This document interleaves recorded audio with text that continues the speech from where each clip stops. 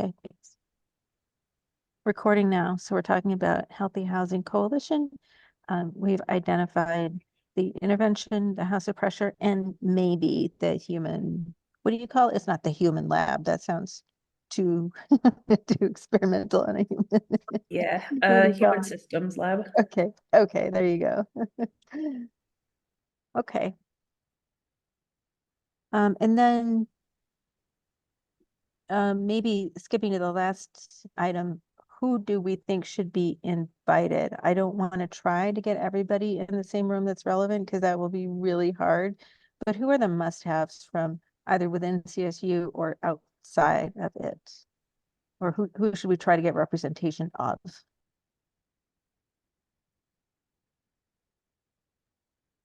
Since you've been going to the meetings more, are there other people from CSU that have gone more regularly? I have not seen people from CSU. I seem to be the lone rep, unless you have gone in times when I've been off. There was a while where Paige was going instead of me. Yeah, I think I went in 2017, 18 and not since. So that's almost a lifetime ago. Yeah. But I think nobody it's from CSU was going either, so I don't know if anybody else is connected Yeah. that way. And so I think I'm thinking of it more as like people say that they want to collaborate and people recognize this as a resource, but they're not, people might just choose not to go on that fourth Wednesday because everybody has so many meetings. And so are there people who don't go to the Healthy Housing Coalition meetings because they don't sign up for something regular, but would be interested? I'm thinking maybe Cheryl. Mhm. And like, I don't want to leave people out. John organized a meeting with the city, so maybe him. But I wonder if Emily's team, because they're working on that wildfire thing, we Yeah, should yeah, let that team know about it. Have you had much interaction with our new hire, Aaron Brown, in systems engineering?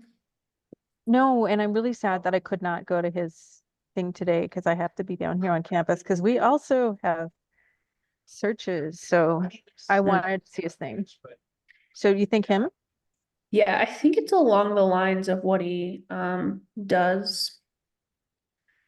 Yeah, he does a lot of work in mostly international, but he's been doing some domestic and like around Denver, and that's why we hired him at the Spur campus. Mhm. To do some of the, low income housing, community engineering resilience, like targeted towards like that demographic. And he's done a little bit with Oh, energy yeah, he should be in improvements. all our meetings then. Um, okay. So when I couldn't go to his talk, I sent him a message and said I wanted to connect with him, but I'm guessing it won't happen until summer. Okay, let's make sure he's on the list. Paul, do you have contacts in town who you think would benefit from this connection or? Actually, now that you ask that, I'm wondering about the guy from Blue Sky Training who's setting up some training for residential retrofit, maybe potentially folks from the local weatherization office that's in Loveland.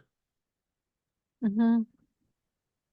So I was going to list out the city as well, but there's so many people at the city and they keep moving around. And so, Ellison, I don't know if you're still in touch with or who you're in touch with right now, but I feel like it keeps like I would invite the people I know, like Megan and Selena, but I feel like there's a vast moving moving parts thing that I don't know how to how to invite the right people. Yeah, I mean, I wonder if you could just contact the people you feel like you have the best communication with and ask for their advice, because their change in roles and responsibilities has come, I think, my understanding from Cassie Archuleta is that's mostly driven by the redirect towards climate as a focal area as opposed to environmental services. And so there's no longer an air quality program, but there are air quality specialists. And I suspect similarly, like there's still engagement on the range of topics, but it might look different. And I mean, I haven't been in touch with Selena very recently, but I'd probably just say like, who do you think would be the right person? And it might be nobody at this point, because they do seem like they're a lot more in flux. Yeah, so I guess that's, But maybe by August they won't be. Or they'll have, not that they won't be in transition completely, but they might have started to reach a steady state. Marilee, on the communication side, is there one that you would think of adding? Yeah, there's no one that like comes readily to mind, but I'd like to think on it a little bit, to see if there's someone, excuse me. I know, I mean, most of my colleagues are they're not looking internally, although, I mean, Ashley Anderson might be someone, she's on, doing some of that work on that wildfire team. She's kind of the lead on the communicating out to the workers side that they're doing. And she's interested in the space. And actually, well, yeah, now that I think about it, Ashley would be the one I'd recommend. And I can, when you're ready, if it sounds okay to have her, invite her, I'd be happy to do that. And I think if she's free, because we've done some worker, in building air quality stuff. And so thinking, to the home and stuff like that, I think would be interesting for her. Yeah, and then again, this is Healthy Housing Coalition. I don't know, Ellison and Will, I know your contacts are mainly not residential, but I'm curious if you would think of anyone. You mean here in Fort Collins? Well, yeah, around, so some of them will get invited through Healthy Housing Coalition. There have been CDPHE folks on there. Yeah, Kate Patterson works in the indoor air quality group that's under the Office of Health Equity right now at CDPHE. And she's based here in Fort Collins, even though she works remotely to Denver. And she's come on campus or like Powerhouse campus multiple times and shows an interest in engaging. So, and I know they're shifting to doing a large project, I think on schools and wildfires, or I don't quite remember. They connected with Colleen Reed on her air quality in schools project, and they have new funding that's taking them in a different direction from what we've worked with them on. But she might be interested. Christian, if you haven't figured it out, we're identifying people mainly in the Fort Collins area that would come to or that should be invited to the Healthy Housing Coalition. We're trying not to invite everybody in the world who has some tangential relevance, but the ones who might have good research discussions, maybe. I guess a question I had, sorry, Christian, were you trying to talk?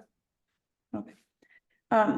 In thinking about people to invite, maybe you've already given it some thought, but I think they'll want to know if they're being invited to present what they do and represent themselves, or if they're invited to be listeners. Because I think one thing that comes to my mind is if we have, if too many people are assuming to be listeners, then there isn't going to be as much content, at least not prepared content. But I'm guessing you already had some thoughts on that. Yeah, that's why I'm doing that part last. Okay, great.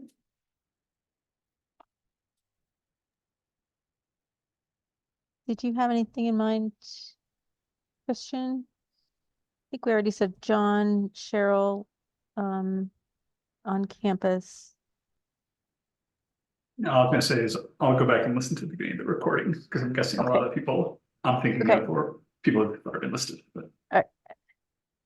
Seem to always forget somebody though. Okay, and so the last thing is we only have 3 hours. There's going to be some walking around the powerhouse. And so that'll probably take 30 or 45 minutes. And we want it to be a time when everyone can figure out what other people are doing. So a short presentation, but we do not want it to be completely full of presentations so that people who have scheduled themselves until noon feel like they can't, or feel like they want to leave and they don't have time to stay around and talk. And so I was thinking of like really short presentations, and then some kind of semi-guided discussion. But I was also thinking that everybody would have a chance to present, and that sapphires would be presented only in like 3 minutes. That length of thing, which is going to be hard, right? But everybody will be given the same challenge. Oh yeah. Thank you. Good ideas here in the chat. So do people object to that or have other ideas?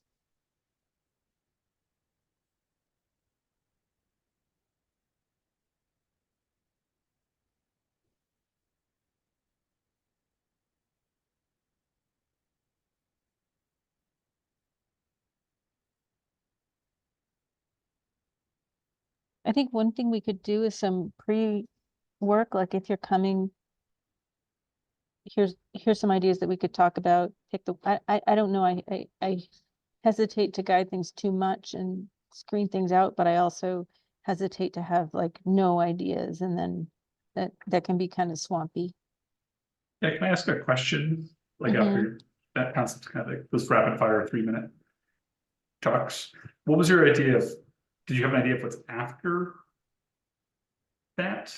Like, I think this could be very effective if they're like queuing up a conversation of overlap or gaps or whatever.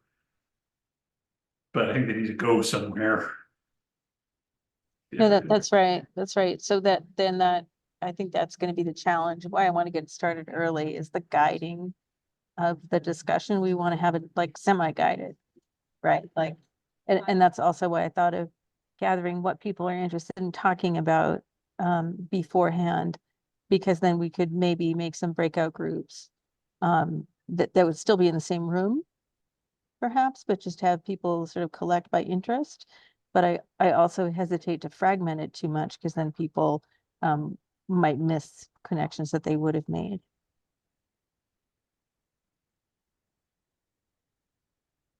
So one, I think that I'd be interested in knowing, maybe this is the sort of thing that comes out of that type of discussion, is like, how did they select the folks that they're working with? Now, this would be more on the research focused or intervention focused ones. Like, we often have this balancing act of, well, we want to be representative of the community, but there's also lower hanging fruit sometimes. It's like a bit of a balancing act between the most economic usage of the funds to answer the research question versus covering the broadest population and all the corner cases, right? Who are your subjects, kind of thing, and how do you choose them? Yeah. So I think that's a more broadly, I think one of the things that you're pointing to is what kinds of things do people need to be successful and they're missing, and what were people's strengths? Because this question of subjects, like some people have access to subjects, and sometimes they're closely guarded, and sometimes I think we all struggle with the samples of convenience. Yeah, in that vein, if anyone's had any good successes or learnings on how not to either oversaturate or burn a community, right? Like the Globeville population always comes to mind, right? So many people have sampled there, many bad studies. I think it's kind of like a, not only a polluted community, but a polluted population in terms of doing research sometimes now too, because there's been so many people that have going there. Mhm. Yeah, I think that's fair. Okay, so you have an interest in identifying subjects. Anyone have ideas about what could be a tractable pre-survey? Like if you're coming, give us your dietary preferences and tell us something about what you would like to what you would like to discuss. I was wondering if, I'm kind of along that line, maybe would be a question, like, what would you like to discuss? And that might be related to like, what is it that your, the people that you work with, your, your constituents, the people in your programs, what is it that they want that you can't provide? You know, that they ask for a lot and you don't know the answer to, or they ask for a lot and you're like, that'd be a great program, but we can't do it yet. I'm curious about that. What is that unmet need? And do we see any uh, themes within that unmet need? We went out into a community once and we were very focused on STDs. And they came back to us and said, yeah, we're fine. You're doing STD stuff. That's great. But we really have a problem with domestic violence.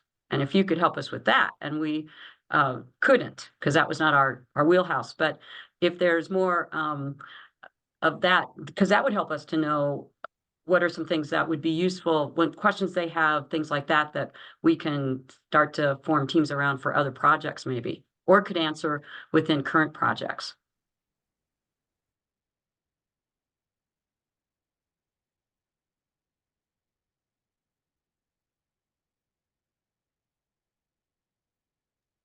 Tammy, you're muted if you were trying to inform us of anything. Thank you. Well, I'm trying to inform you that I am now moving toward the seminar that I need to be in at 1:30. But I think it's a great idea to try to think of a few things that we could gather and use to inform the structure of the semi-guided period, and also use that to introduce people so that we don't have a round of introductions. So we could set up a participant booklet or something. So I'm going to have to go in a few minutes, and I'll just drop off at some point. And I'll leave the meeting running with Aaliyah as the host. So you can, anyone who has to also drop off, that's fine. But if you have other ideas, then we can get them recorded, because I feel like getting ideas out now, then we can try to create draft intro survey and a draft agenda, and then have you folks comment on it.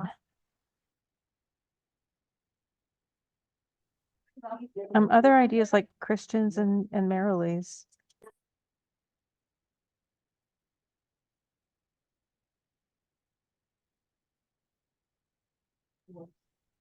John Vulcan's just passed me, so I'm going to follow him because I don't know where it is.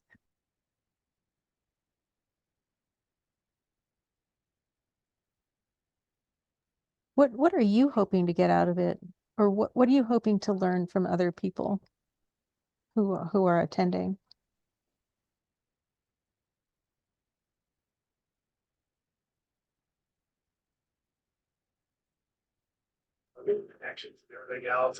For me, I feel like when we've got more time, we're in person, we've got things to show. I'm just really very curious to see what comes out that would not come out during a normal meeting, and the kinds of connections and collaborations that might evolve from that. I don't have specific ideas of what I'm wanting out of it, other than to have a rich bed for cultivating opportunities.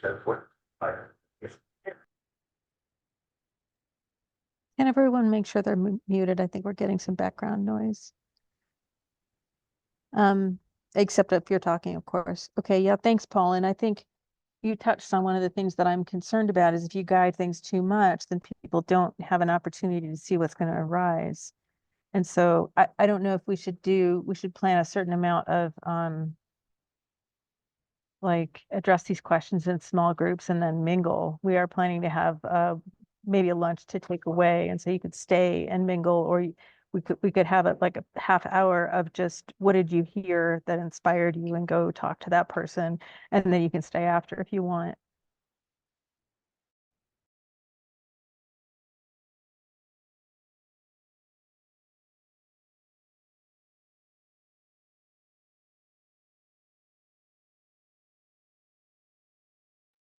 I'll add something that I'm curious about.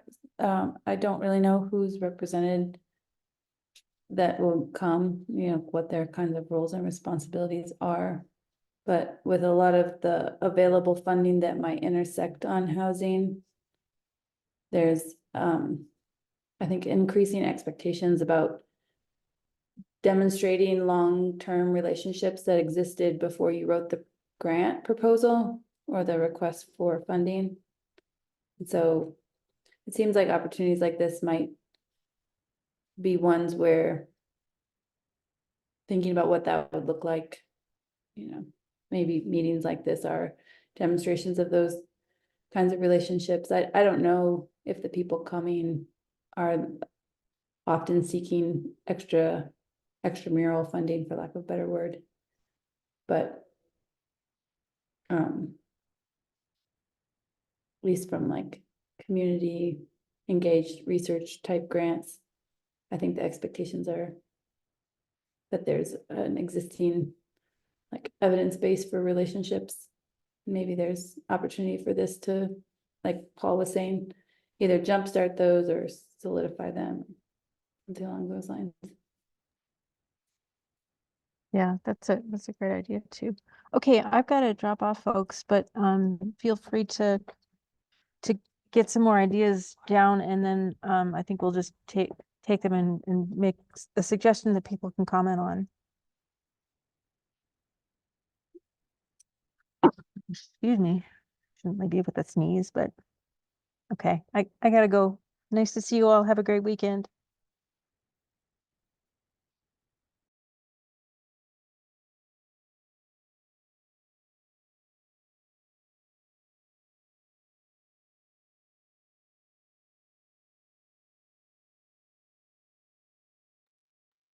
I'll keep this going a little while longer. Yeah. Erica?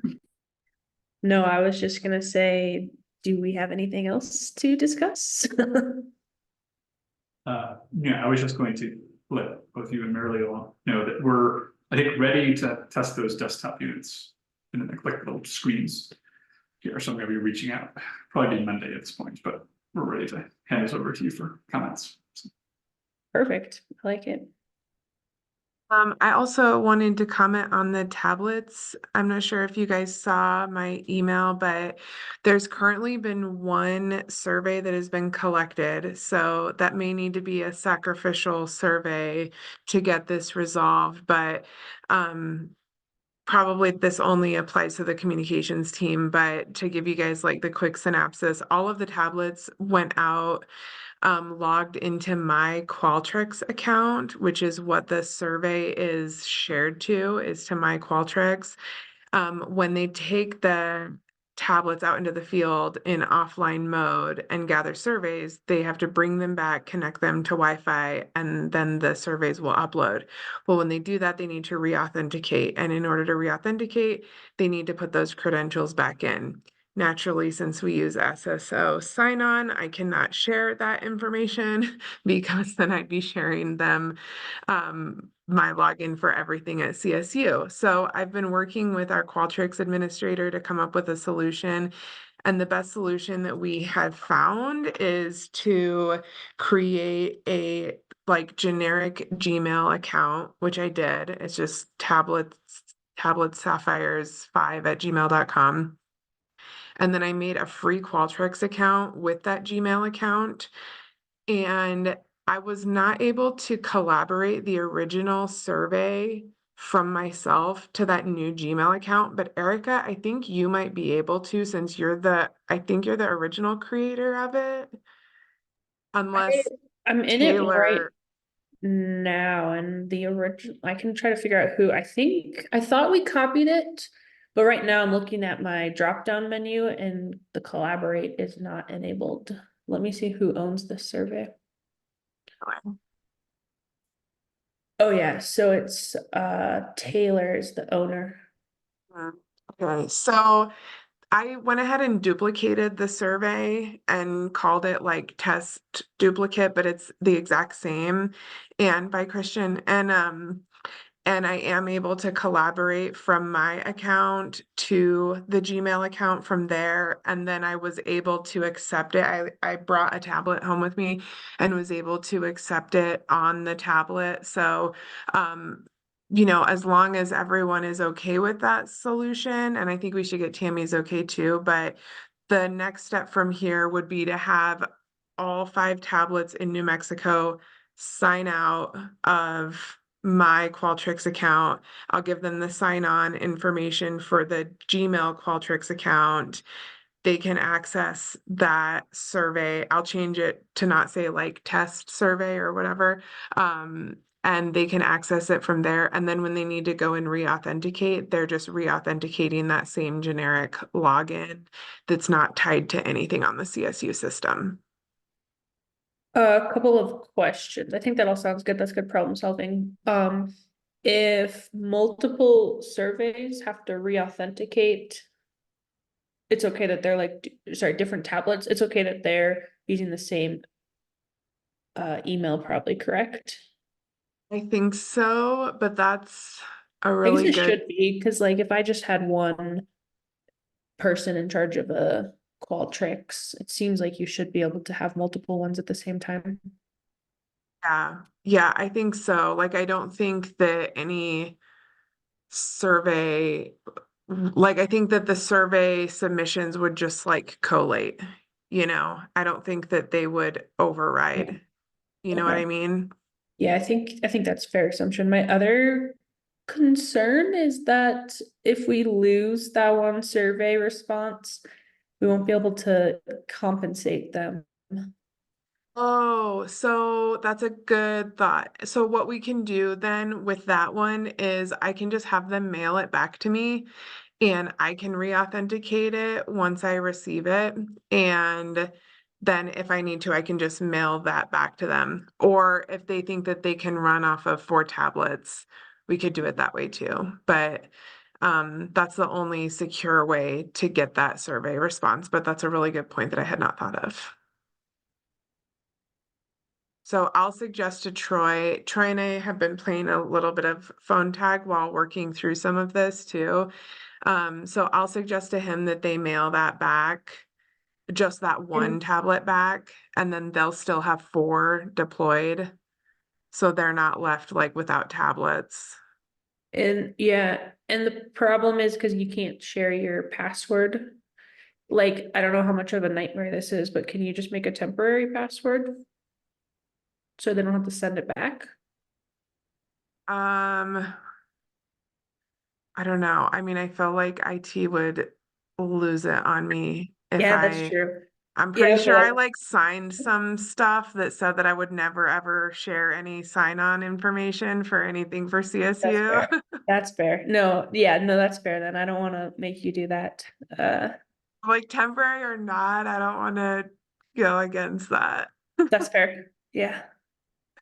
And it seems like if they've done one, right? And they've had how many weeks or how long have they had the tablets? Been a Maybe 2 month, I weeks, feel like. 3 weeks, I don't know. Time is weird. I Yeah, it probably a kind of, month. yeah, it seems to me like they could send it back and you probably don't need to send it. If they're like, oh my gosh, we need it, then you could send it back. But they're not going great guns by any means. So and it would be nice if, I mean, since it seems like also not only do we want to compensate this person, but it may be challenging to get people to do the survey. Every survey is precious. Um, Mm. so I like the solution of like having them send it back. You don't go to jail. I like that part a lot, Whitney, and so, and we get the data. It's a win-win, So my one question then would be, since I had to duplicate the survey, that one survey will be collected in the original survey that you wrote, but all the other surveys will be collected in the duplicate. Will you have a way of like putting that data together? Okay. Yeah. Okay, so that's not an issue at all. Okay, great. So I think my guess is that Tammy will be fine with this solution because there's really no others that we've come up with. So my next step then is to Troy is out, I think, for the whole week. I'm not sure if they're at a conference or something, but him and his team are out. I will respond to that same thread that I think the whole communications team is on and just let them know that we are gonna have them mail just that one tablet back. And then I think the best thing to do is for me to see if I can get on a call with them and walk them through like signing out and signing back on the other 4 tablets. All right, cool. That sounds Thanks for taking care of this. Yeah, I wish I had thought of this before sending them out, but you know. Now we'll all know for the future. Yes, yeah. And one thing I've learned in this process is that the easiest thing I thought to do would be to make a generic like CSU Qualtrics account. Like if we could just make like a collaborative Qualtrics for CSU partners, and CSU does not do that. So we have to go kind of the third party route instead. So just FYI. All right, well, that's a good lesson learned. Thank you. Okay, well, look for an email to the New Mexico folks from me, communications team. You guys will all be on copy. And that's it from my end.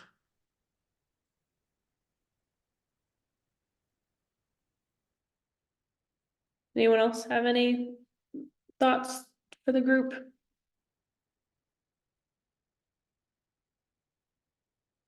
I think we're probably good to adjourn then. See y'all next week. See you Awesome. all Thank next- you. Thank you, everyone.